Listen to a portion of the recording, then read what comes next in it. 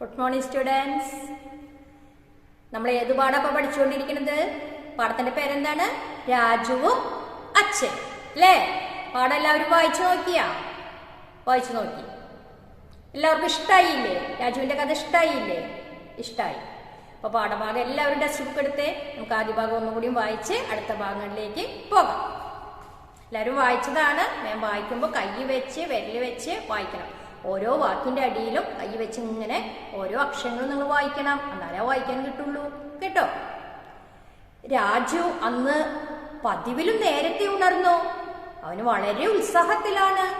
അച്ഛൻ വാങ്ങിച്ച സ്കൂട്ടറിൽ തനിക്കും ഇന്ന് അച്ഛനോടൊപ്പം യാത്ര ചെയ്യാം. വീട്ടിലേക്ക് ആവശ്യമുള്ള സാധനങ്ങൾ വാങ്ങാനാണ് അച്ഛൻ കടയിലേക്ക് പോകുന്നത്. അച്ഛൻ കടയിലേക്ക് പോകുന്നത് എന്തിനാണ്? വീട്ടിലേക്ക് ആവശ്യമുള്ള സാധനങ്ങൾ വാങ്ങാൻ. ഇന്ന് രാജു നേരത്തെ എണീക്കാൻ കാരണം എന്താണ്? അച്ഛൻ പുതിയ സ്കൂട്ടർ മേടിച്ചിട്ടുണ്ട്. ആ സ്കൂട്ടറിൽ തനിക്ക് അച്ഛനോടൊപ്പം പുറത്തേക്ക് പോകാം. മുൻവശത്ത് അച്ഛൻ സ്കൂട്ടർ തുടയ്ക്കുന്നു. കാലത്ത് എഴുന്നേറ്റ് വരുമ്പോൾ അവൻ കാണുന്ന കാഴ്ചയാണ്. അതിന്റെ പെട്രോൾ ടാങ്കിൽ പെട്രോൾ ഉണ്ടോ എന്ന് നോക്കുന്നു. ടയർ ഞെക്കി നോക്കുന്നുണ്ട്. രാജു അച്ഛന്റെ സമീപത്ത് നിന്ന് ചോദിച്ചു, പെട്രോൾ കിട്ടുന്നത് എവിടെന്നാ പെട്രോൾ കിട്ടുന്നത്? അപ്പൊ അച്ഛൻ എന്താ പറഞ്ഞത്? ഭൂമിക്കടിയിൽ നിന്നും കുഴിച്ചെടുക്കുന്ന ഇന്ധനമാണ് പെട്രോൾ. നമുക്ക് ആഹാരത്തിൽ നിന്ന് ഊർജം ലഭിക്കുന്നത് പോലെ സ്കൂട്ടറിന് പെട്രോളിൽ നിന്നാണ് ഊർജം ലഭിക്കുന്നത്. അപ്പൊ നമുക്ക് ആഹാരങ്ങൾ കഴിക്കുമ്പോൾ നമുക്ക് നല്ല ഉഷാറ്, നമുക്ക് ആരോഗ്യം ലഭിക്കുന്നു. അതേപോലെ സ്കൂട്ടർ ഓടണമെങ്കിൽ എന്താവശ്യമാണ്? പെട്രോൾ ആവശ്യമാണ്. ഇനി തുടർന്ന് നമുക്ക് ഇന്നത്തെ ഭാഗം വായിക്കാം കേട്ടോ. അച്ഛൻ പറഞ്ഞ കാര്യങ്ങൾ രാജുവിന് പുതിയ അറിവുകളായിരുന്നു. അച്ഛൻ ഈ പറഞ്ഞ കാര്യം അവന് പുതിയ അറിവായിരുന്നു. അവനറിയില്ലായിരുന്നു സ്കൂട്ടർ ഓടുന്നുണ്ട്, അതിൽ പെട്രോൾ ഒഴിച്ചിട്ടാണോ ഓടുന്നത്, ആ പെട്രോൾ എവിടുന്നാ കിട്ടുക എന്നൊന്നും നമ്മുടെ രാജുവിനെ അറിയില്ല. അമ്പലത്തിൽ ഉത്സവമായിരുന്നു. നെറ്റിപ്പട്ടം കെട്ടിയ ആനയെ കണ്ടപ്പോൾ രാജുവിന് വളരെ സന്തോഷം തോന്നി.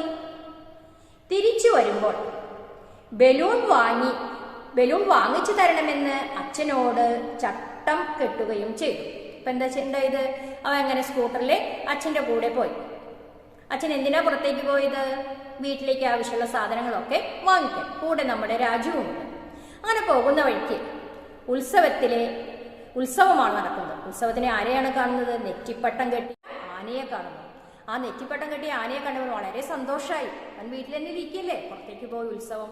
ആന ഉണ്ടായിരുന്നു. പൂരത്തിന് എന്തൊക്കെ ഉണ്ടാവാറുണ്ട്? ആന ഉണ്ടാവും, കാവടി, കൊട്ട്, ചെണ്ടമേളം, പഞ്ചവാദ്യം ഇല്ലേ?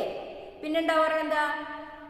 പിന്നെ പറയാം, കുറെ ബലൂണ്, കുറെ സാധനങ്ങൾ ഉണ്ടാവും. പൂരപ്പറമ്പിൽ ഉണ്ടാവില്ലേ? അമ്പലപ്പറമ്പിൽ എന്തുണ്ടാവും? അമ്പലമായാലും അതേസമയം എന്ത് ഉത്സവമാണെങ്കിലും അതിന് കുറെ കച്ചവടക്കാർ വരും.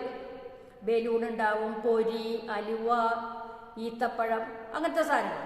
പിന്നെയോ കുറെ കളിക്കാനുള്ള സാധനങ്ങൾ ഉണ്ടാവും. അതിലുപരി വള, മാല, പൊട്ട്, അങ്ങനത്തത് വേറെ ഉണ്ടാവും. വാച്ച്, കണ്ണാട, അങ്ങനെ കുറേ സാധനങ്ങൾ. ഈ ഉത്സവത്തോട് സംബന്ധിച്ച് കുറേ കച്ചവടക്കാർ വെക്കും. കുറേ സാധനങ്ങൾ അവിടെ ഉണ്ടാവും. അതൊക്കെ നമുക്ക് കാണാം. ആവശ്യമുള്ളത് അച്ഛനോട് ചോദിച്ച് വാങ്ങിക്കുകയും ചെയ്യും. ഇവിടെ അച്ഛനോട് എന്താണ് ആവശ്യപ്പെട്ടത്? ബലൂൺ മേടിക്കണം. നമുക്ക് പോയിട്ട് അച്ഛൻ കടയിൽ വീട്ടിലേക്കുള്ള ആവശ്യ സാധനങ്ങളൊക്കെ വാങ്ങിക്കുന്നുണ്ടല്ലോ, അത് വാങ്ങിച്ചു വരുമ്പോൾ നമുക്ക് എന്ത് വാങ്ങിക്കണം?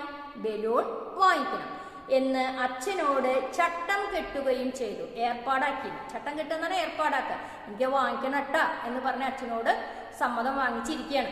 നമുക്ക് സാധനങ്ങളൊക്കെ കടയിൽ പോയിട്ട് ആദ്യം വാങ്ങിക്കാം. തിരിച്ചു വരുമ്പോൾ നമുക്ക് എന്ത് ചെയ്യണം? എനിക്ക് ബലൂൺ വാങ്ങിക്കണം. നമ്മൾ ഉത്സവമല്ലേ കണ്ടത്? ബലൂൺ ഉണ്ട്. പോയി വരുമ്പോൾ ബലൂൺ വാങ്ങിക്കണം എന്ന് ആര് ചട്ടം ചെയ്തു? നമ്മുടെ രാജു ചട്ടം ചെയ്തു.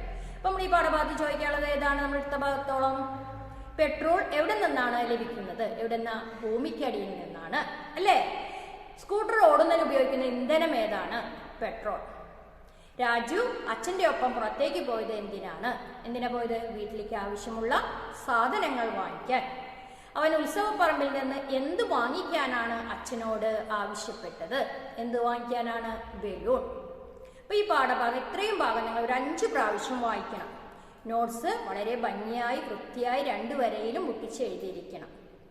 പിന്നെ റിവ്യൂ ടെസ്റ്റ് നിങ്ങൾ എഴുതി വെക്കണം. സ്കൂളിൽ വരുമ്പോൾ മാമിനെ കാണിച്ചു തരാം. ഇന്നത്തെ ക്ലാസ് ഇവിടെ അവസാനിക്കുകയാണ്. അടുത്ത ഭാഗവുമായി അടുത്ത ക്ലാസ്സിൽ കാണാം. നന്ദി.